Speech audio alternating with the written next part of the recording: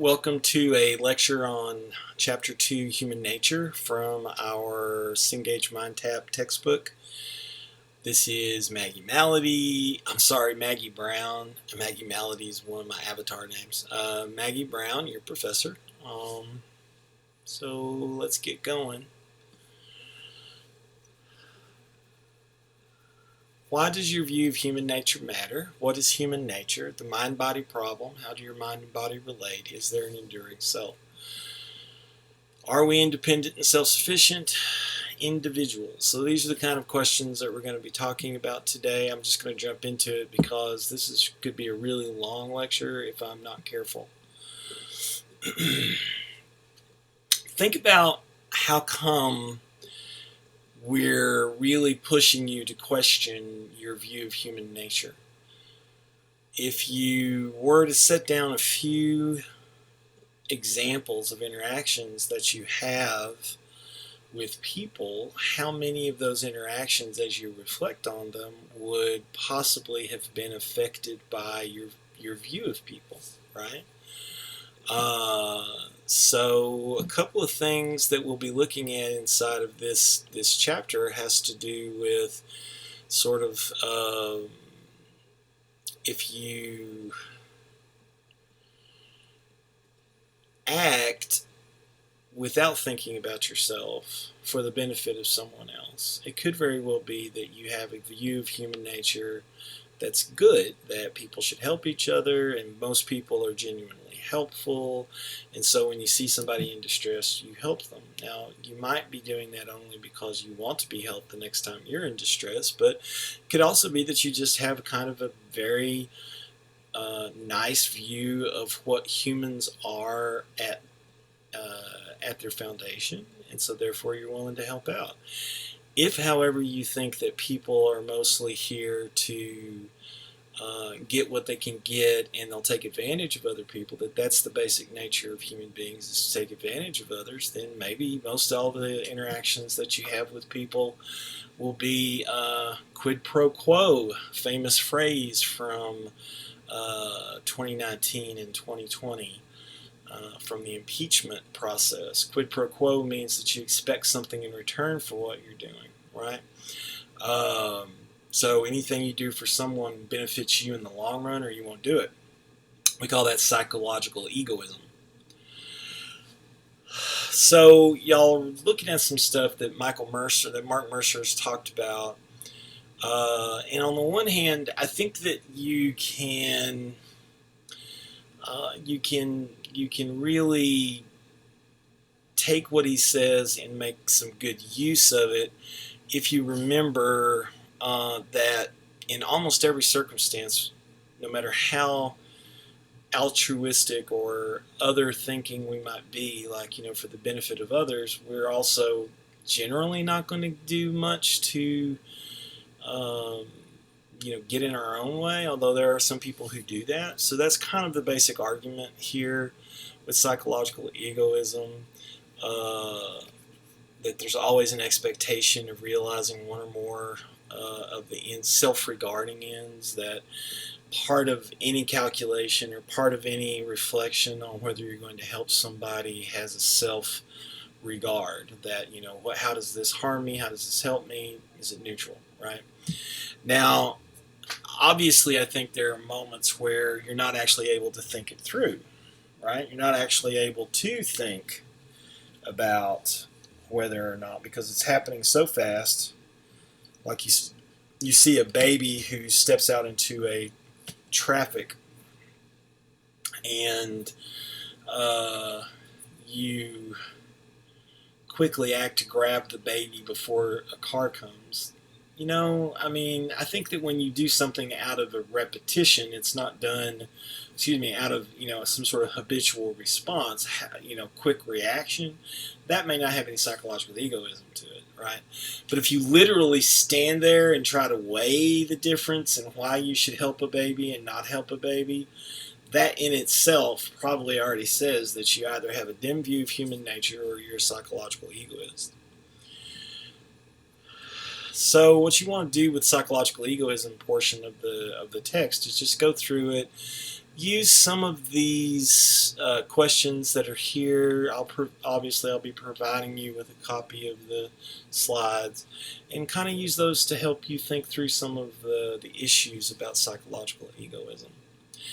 But why was it really important for us to understand human nature in the first place? Well, this is one of those basic assumptions that we have to challenge, right? Following our good old friend Socrates, we have to think through our basic assumptions. And especially in a country that almost prides itself on being within the Abrahamic tradition, especially the majority of people in the country self-identifying as Christians, others as Muslims, others as Jews, there is definitely already a certain view of human nature that you hold from your religious teachings.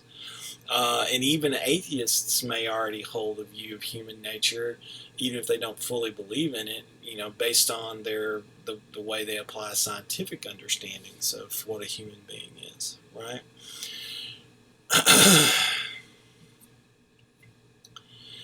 So there are three basic assumptions in the Western world about human nature. That humans, at their fundament, have a self that is both conscious and rational, that the self is somehow different from but related to the body, and that the self endures through time. Those assumptions have met with diverse challenges over the course of the last 100 or so 150 years, beginning with Darwin. But then there was the Existentialist challenge, and there was also the Feminist challenge to these things. The rationalistic view, which begins with Plato and Aristotle, basically sees human beings as different from other animals because we have such a high reason. So we see ourselves as different in kind because of our rationality. And there's also here the beginnings of what one might call the mind-body dualism, because there's the idea that the mind is merely the prisoner of the body in both Plato, at least in Plato. Aristotle actually sees the soul or the mind, the psyche, that's the Greek word for soul, sees the soul as material, and it dies at the death of the person or the death of any animal or plant. So all living things have a soul. Human beings' souls are only different in kind because we also have this higher rationality that we share in.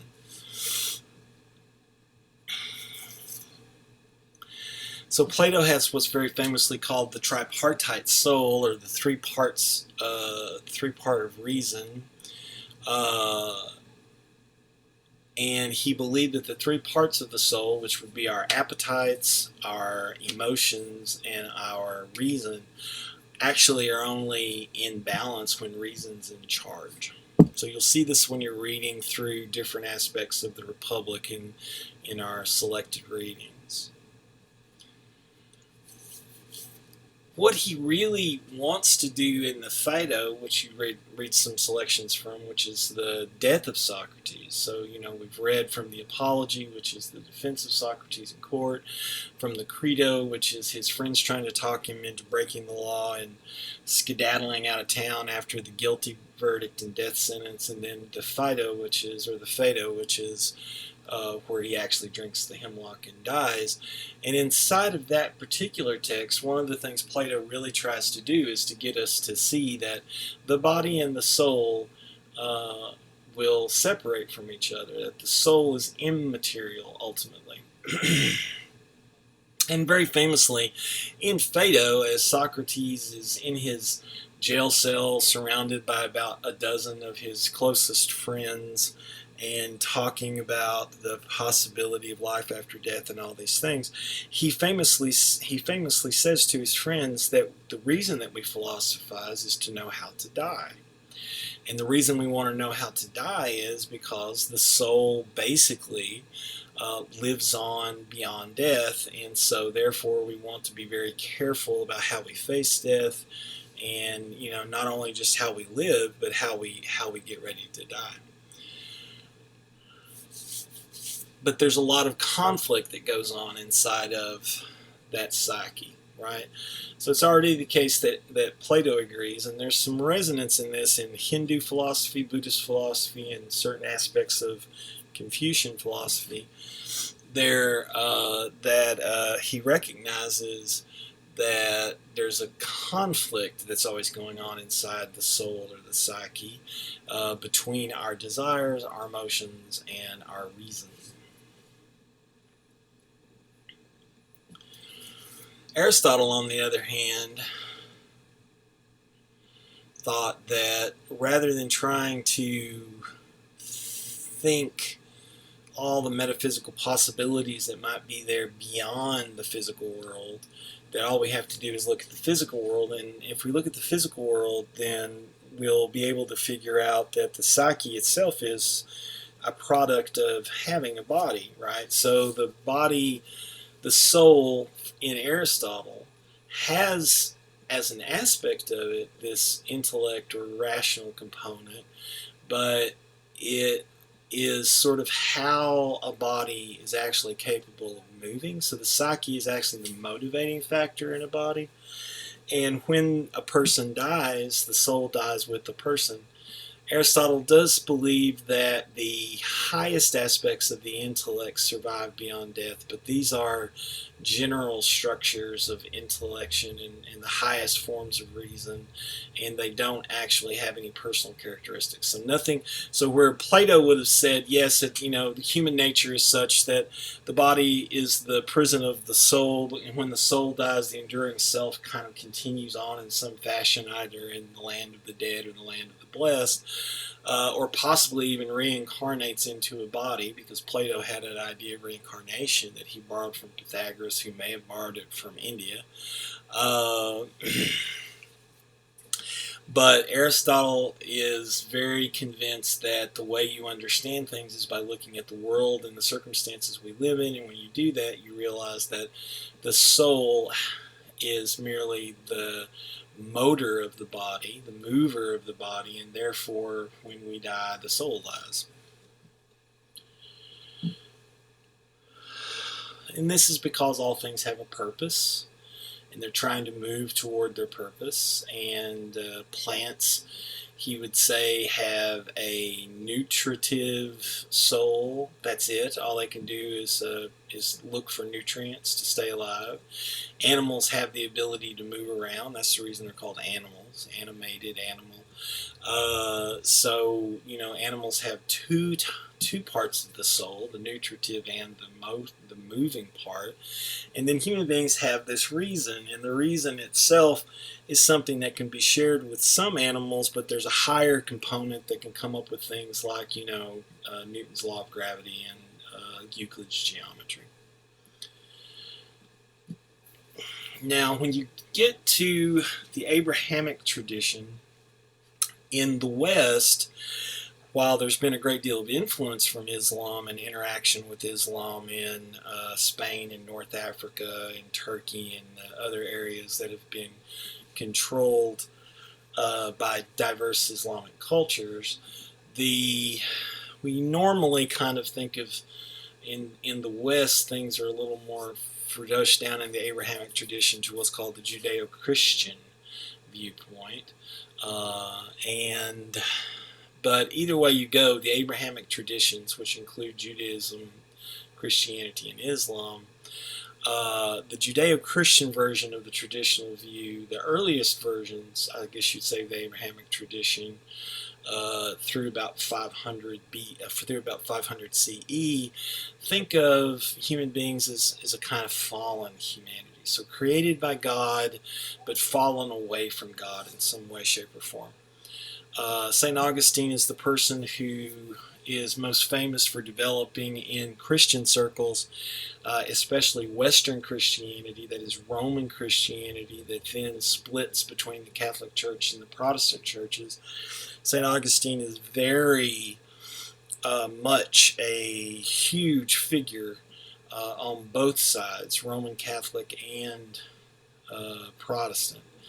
So he influenced not only thinkers like Thomas Aquinas on the Roman Catholic side, but he also influenced thinkers like Martin Luther and John Calvin on the Protestant side.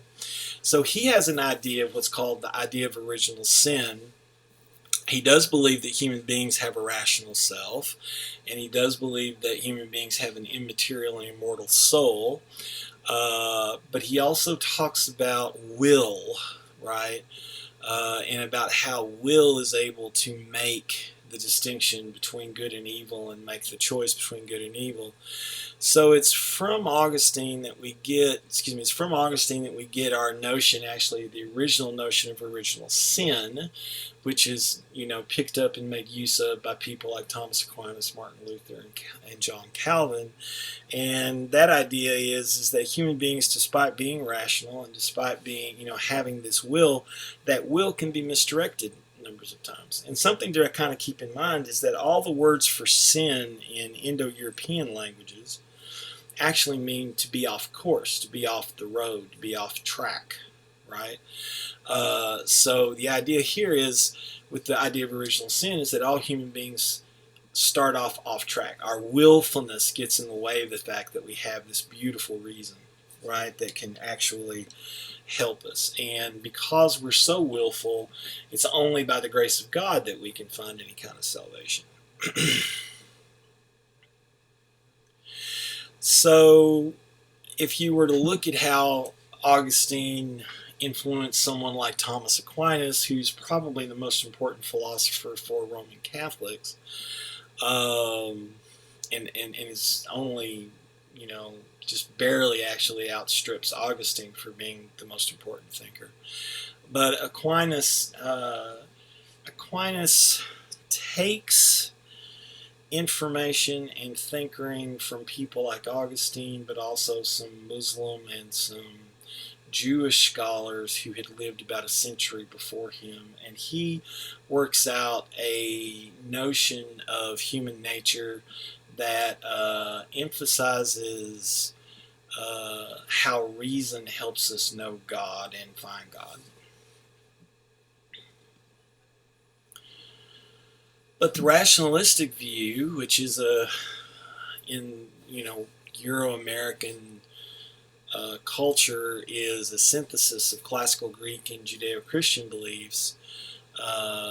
It gets challenged as science kind of moves along and does its thing. So with Darwin, there are a few ideas that come forward and make us kind of wonder if some of these things we've thought about human beings are really not so much a difference in kind, like humans are the rational animal, and a difference in degree, that humans are more rational than rats, but not really that much more rational than gorillas, or not that much more rational than whales. That might be true, right? And he attempts to show through this implications, and it demonstrates in a kind of sense, it picks up where Aristotle left off, on the sense that even some animals have a great deal of rational capacity. But rather than it being a difference in kind, because human beings have a kind of rationality called intellect, which is able to discover things like Euclid's theorems and Newton's law of gravity, or Darwin's theory of evolution, that rather it's a difference in degree, right? That we just have a higher capacity for reason, but the reason's not actually different.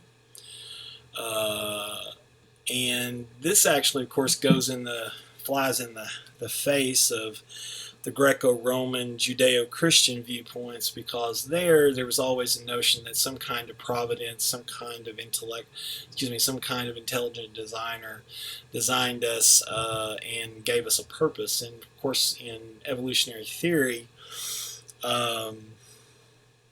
nothing exists because of a predetermined purpose.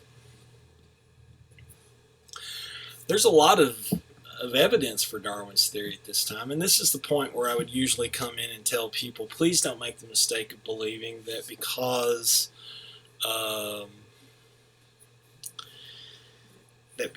we often in popular culture will say, well, that's just a theory, that, what we actually mean when we say that's just a theory is something less than what scientists mean. We mean, when we say that's just a theory, we mean what scientists mean when they say this is the hypothesis. That's just a hypothesis. Let's check it out. So theory is actually not just speculating about something or just hypothesizing and going with it. The hypotheses about evolution have pretty well been demonstrated. So this theory, while there is no law of evolution, like there's a law of gravity, that doesn't mean that evolution is a bad scientific theory, or that it's merely speculation. There is so much evidence for evolution at this point. Now, I will say this: I don't necessarily know that all the evidence lines up to prove the Darwinian theory per se. It may end up in the long run lining up to prove, there are different kinds of evolutionary theories, but you can't look at all the evidence and say that there is no evidence for evolution. There's a lot of evidence for evolution. We just don't know exactly what the mechanism of evolution always is.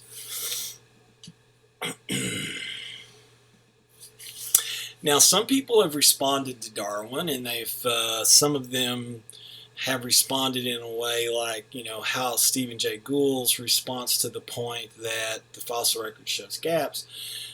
That's an important point, right? So the fossil record doesn't show so many gaps that we can't go ahead and say, all right, we don't know the exact mechanism. Is it Darwinian? Is it, quantum biology? Is it this other kind of thing?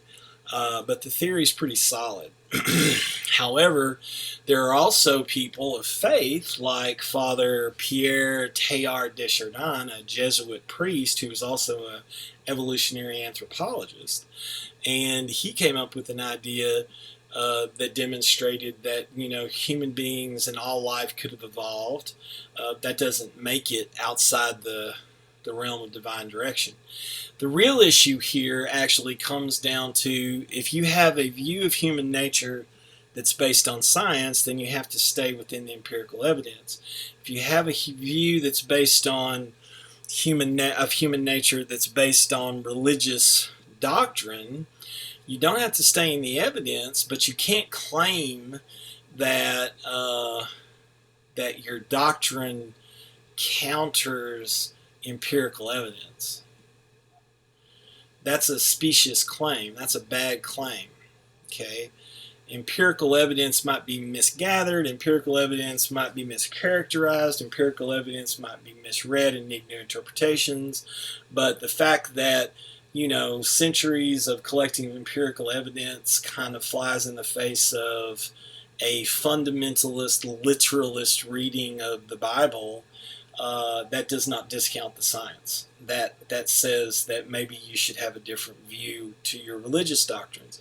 And actually, here's where I would point out that St. Augustine himself, who again has had a huge influence on Christianity in the West, both as among Catholics and Protestants, says that if you look at nature, which is basically written by the hand of God, versus looking at the Bible, well, the nature is written directly by the hand of God. The Bible is, and the Holy Scriptures are put down by human beings with some sort of spiritual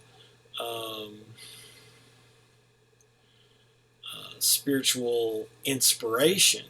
So therefore, if natural world says, collecting of the evidence says we may not know the mechanism, but evolution is more than likely the right theoretical direction to go with this, then you have to find a new way to interpret the doctrine. You can't just interpret it literally. And that's actually what Pierre Teilhard de Chardin does as an evolutionary biologist. He comes up with a revolutionary way of thinking about evolution from the point of view of divine direction. Okay. Now, the existentialists also came forward and made a challenge to the traditional views of human nature. And basically what that challenge means that humans don't have any kind of fixed nature, right? We're not predetermined before birth as this thing. We're determined as humans, but actually what characterizes human beings is our freedom, our ability to find possibilities that may not have ever been thought of before by anybody. And so rather than saying that we have a fixed nature, the rational fixed nature, we say that I say we because I'm an existential philosopher. Existential philosophers say, no, human beings are possibility. So rather than saying that we have one fixed nature and we have to work things out the way we've always worked things out and we have to follow these traditional behaviors, we say no, this reasonable ability that we have means that we can find all kinds of new opportunities, all kinds of new possibilities. And so instead of having a nature like a rock or a dog, in which we have sort of fixed them in their categories, we break the categories if we really truly run toward our own power and ability. Simone de Beauvoir is one of my favorite thinkers in this regard, and I highly recommend a text she wrote called "The Ethics of Ambiguity." But also, if you think about what the existentialists are saying, is they're saying more than anything else, if you really truly believe that human beings are free, then we can't have a nature and other than freedom. But freedom in this sense has no preconditions on it. We just simply are free, and that's our burden, right? As I said in as I said in my replies back to everyone while I'm grading your discussions, freedom literally means doomed to be free. So if we have a destiny, it's to be free. But to be free means to critique all of our basic assumptions and not take for granted how it means to be human.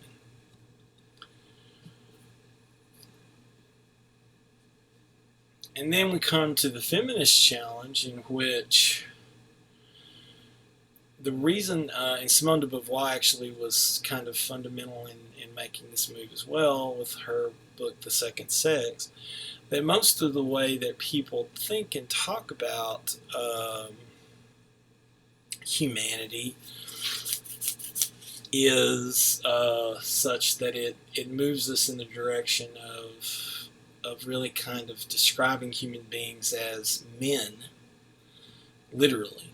Yes, I know there's still, this has been going on for like 40 years, that the way to talk about human beings in the universal often is to say man, although now we're trying to move in the direction of saying humans or people or folks or things like that.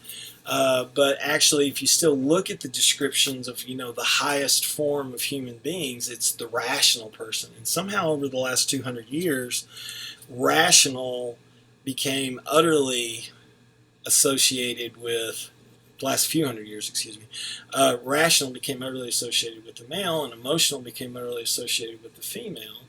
And over the last few centuries, we have tried to make everything, let's just be as factual as possible. Let's just be as objective as possible.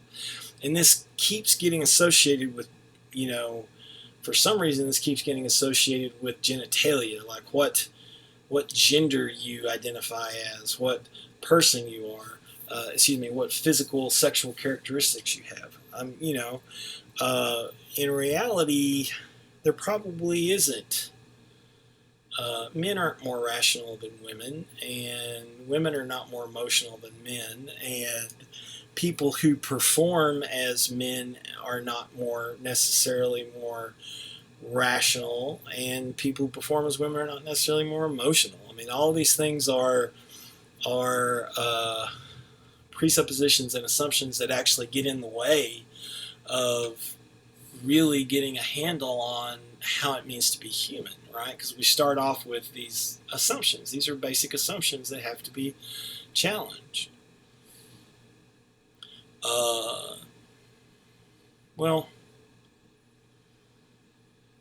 the real question, of course, becomes now, is it possible for us to think differently than we've thought before? To move in the direction of a more encompassing, welcoming, hospitable way of thinking about human beings that maybe cares about human beings. We can't get rid of reason and the rationalistic viewpoint in the sense that what people are able to accomplish through reason is really awesome. So therefore, we don't want to just chunk all that out, but we do want to get rid of the rationalistic assumption.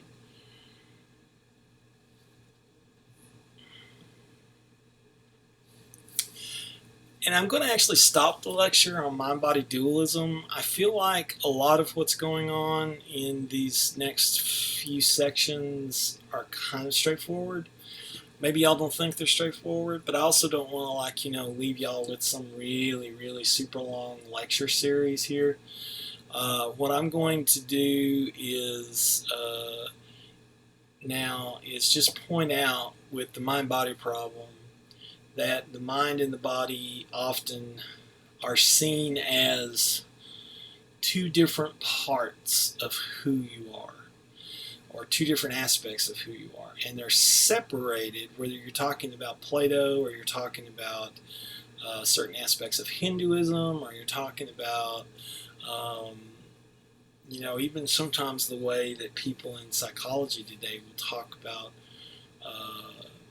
certain disorders, like I suffer from manic depression, and sometimes that is a physical issue and sometimes it's a psychological issue. So the mind-body distinction is still there. So how should we conceive of the mind and the body? As an existentialist, I actually conceive of mind and body as circumstances of who I am. They're part of my circumstances. I don't see them as distinguishable from me, but I also don't see them as as separable from me. But I don't see them either as everything I am. I see myself as freedom, as possibility, and two of the circumstances closest to me are my mind and my body. Right? Okay, I'm going to go ahead and stop here. And if y'all have any more questions about what happens in the other sections, let me know. I think I'll probably also post a lecture from someone that I really like a lot and talking about dualism as well, just so y'all have a little more work on dualism and materialism and things like that. Okay, y'all. Look for my next lecture in this course, my next original lecture in this course in a couple of weeks. Next week I'll probably post a lecture that I think will help with your essay that will be due then. Okay? Bye-bye.